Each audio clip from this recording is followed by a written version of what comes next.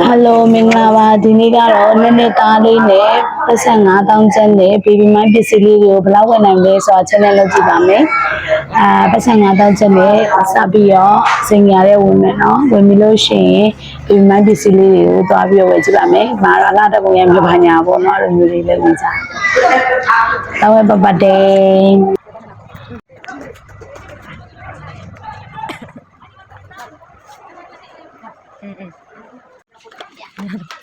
你都必须来过嘿，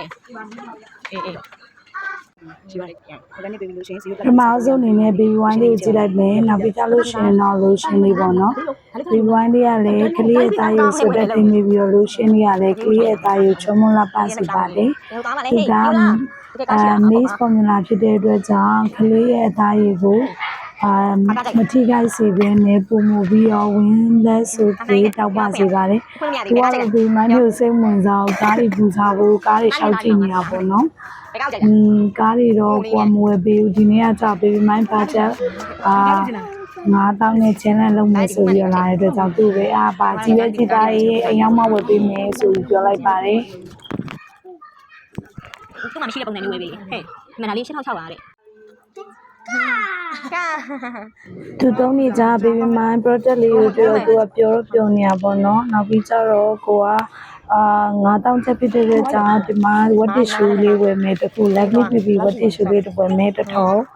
နောက်ပြီးကျတော့သူက diaper လေးလဲ small band diaper လေးတစ်ခုလည်းဝယ်လိုက်မယ်ပေါ့နော် diaper တစ်ထောင်ဝယ်လိုက်မယ်သူက left side pants သုံးနေရပြီမယ်နော်သူက 9kg 40kg ကိုသားလေးက 10kg ရှိပြီဆိုတော့ခုမှု diaper လေးဝယ်လိုက်ပါတယ်အဲ့မှာခုမှု diaper ပဲတွေ့လို့ပေါ့နော်ကဲဒါဆိုရင်တော့ budget ကတော့3000တီးလောက်ပဲကျသွားတယ်အဲ့တော့ကိုက9000ဆို budget တွေတော့ဝင်နေအားလုံးပါbudget တွေတော့ဝင်နေဆိုပြီးကလေးတွေမှာငွေသူ့ဆော့ကိုင်းနေဆိုပြီးတော့ပစားကုန်းနဲ့ဝင်ဆော့ကိုင်းလိုက်ပါတယ်9000ကျပ်အစင်သူ့ရဲ့သွားလာစရိတ်နဲ့ခရီးပစားကုန်းဝင်လာနေဆိုတော့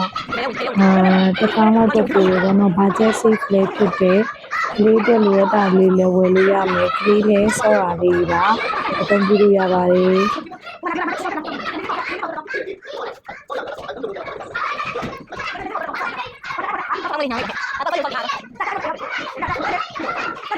တော့ရုပ်နေပါ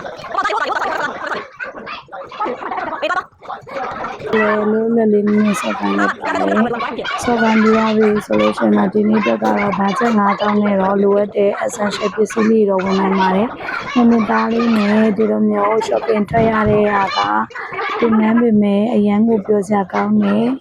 အမင်းရောက်ရဲ့ mom life လေးကိုလည်းခံစားရပါတယ်နောက်ထပ် blog တွေမှာလည်းဘာချက်ဘလောက်နဲ့ဘယ်လို shopping တွေထွက်မလဲဘယ်လိုမျိုးပေါ့နော် date လေးလုပ်မယ်ဆိုတာကိုလည်းစောင့်မျှော်ကြည့်ရှုပေးကြပါအောင် bye bye ကျေးဇူးပါအ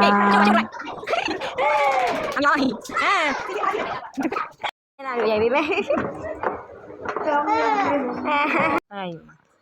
ဒီမို့လားသူ့ပေးလိုက်မှာပေါ့နော်